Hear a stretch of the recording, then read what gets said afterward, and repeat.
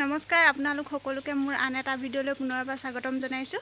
আজি হাবুঙত হাঁহ দিবলৈ যাম, সেইকাৰণে ৰাতিপুৱা সোনকালে উঠি গা মূৰ ধুই ৰেডি হৈছোঁ।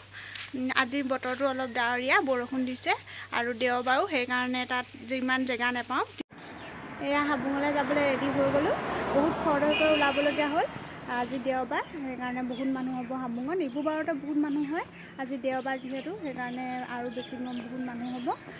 বনোৱা জেগাও নাপাম, সেৱা কৰিবলৈও লাইন পাতি থাকিব লাগিব।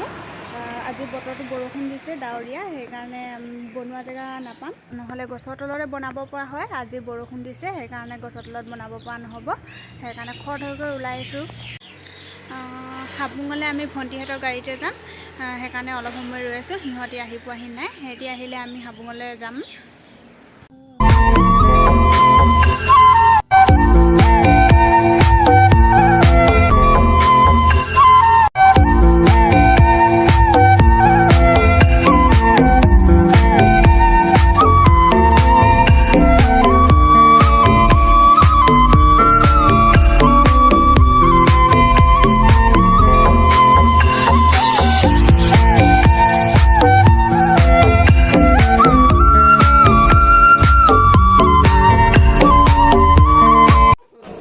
হাবুং আহি পালোহি আৰু হাবুঙত এতিয়া সেৱা কৰিবলৈ লৈছোঁ। 9টামান বাজিলে যাওঁতে, সেইকাৰণে মানুহৰ বহুত ভিৰ হ'ল। সেৱা কৰিবলৈ ৰৈ থাকিবলগীয়া হৈছে, অলপ দেৰিকৈ সেৱা কৰিবলৈ পালোঁ।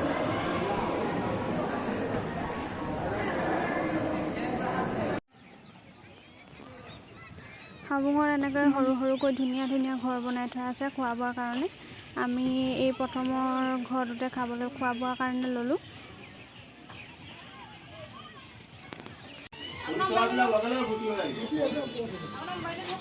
এইফালে গৰম পানী দি হাঁহ চফা কৰি আছে।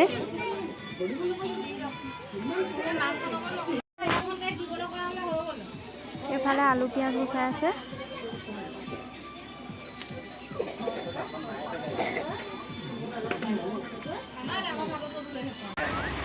আমাৰ মুনুৱে ইমান ধুনীয়াকৈ ডাঙৰ মোবাইলটো চাই আছে, মনোযোগ দি।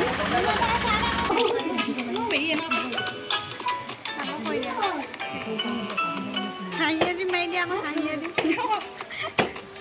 আৱেদি মাৰি দিয়া, উলিয়াই দিয়া, চকু টুকুটা মাৰি দিয়া।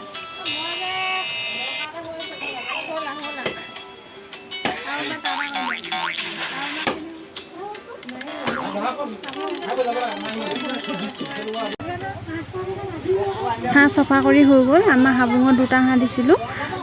এটা হাঁহ কাটি আছে আৰু এটা হাঁহ মায়ে সৰু সৰু নোমবোৰ গুচাই আছে। এইফালে হাঁহ মাংস বনাই আছে, হাঁহে আৰু কোমোৰাই। আৰু এইফালে পেটু বনাবলৈ কেৰাহীত তেল দি থৈছে। খোৱা বোৱা কৰা ঘৰবোৰৰ কাষে কাষে এনেকুৱা সৰু সৰু দোকান আছে।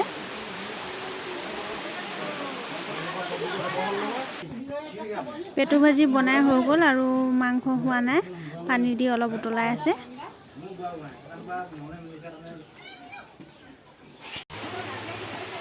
এইফালে ভাতো বনাই আছে আৰু গাহৰি মাংস খৰিকাত দি আছে।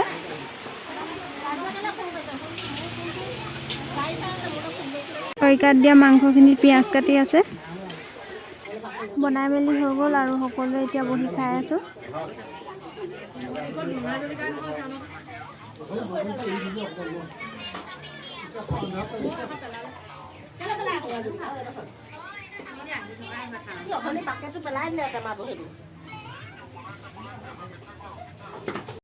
হাবুঙৰ পৰা ঘৰলৈ আহি আছোঁ আৰু হাবুঙৰ ভিডিঅ'টো চাই কেনেকুৱা পালে শেষত কমেণ্ট কৰি জনাব।